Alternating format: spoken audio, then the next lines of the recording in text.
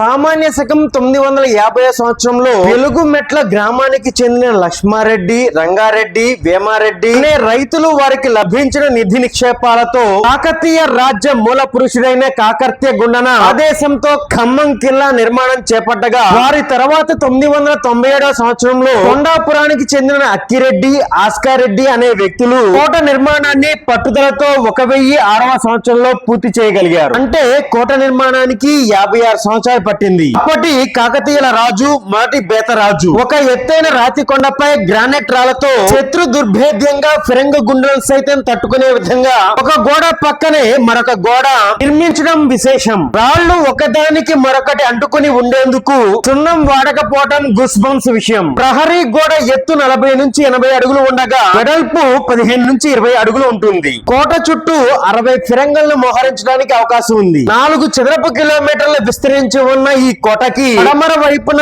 దిగువ కోటకు ప్రధాన ద్వారం ఉంది. తూర్పు వైపు గల మరో ద్వారాన్ని రాతి దర్వాజా లేదా కోత దర్వాజా అని పిలుస్తారు. కాకతీయులు ఈ ఖమ్మం ఖిల్లాని రెండో రాజధానిగా చేసుకుని దాదాపు 400 సంవత్సరాలు పరిపాలించారు. శత్రువులు కోటను ముట్టడించినప్పుడు తప్పించుకోవడానికి ఒక రహస్య సొరంగ మార్గం కూడా ఉందని చెప్తుంటారు. రెడ్డి రాజులు ఈ ఖిల్లాని 300 సంవత్సరాలు పరిపాలించడం విశేషం. వారి తర్వాత ముసులూరి నాయకత్వంలో, ఆ తర్వాత సీతాపతి నాయకత్వంలో, ఆ తర్వాత కులీ కుతుబ్ షా నాయకత్వంలో ఇక్కడ పరిపాలన కొనసాగింది. కులీ కుతుబ్ షా ఇక్కడ ఉన్న ధనరాశుల్ని గోల్కొండ తరలించకపోగా విజయనగర చక్రవర్తి అయిన శ్రీకృష్ణదేవరాయలు ధనరాశులను ఇక్కడ తీసుకువచ్చారు. గంభము మెట్టు గ్రక్కున గదల్చి రాజపుత్రుడే శ్రీకృష్ణదేవరాయ విభుడు అని ముక్కుతెమ్మన తన పారిజాతాపహరణం ప్రబంధంలో వర్ణించడం గమనార్హం. వీరి తర్వాత 5 నవాబులు ఈ ఖిల్లాని పరిపాలించారు. ఇంకా బ్రిటిష్ వారి కాలంలో జాఫర్ ఉద్దౌలా అనే వ్యక్తులు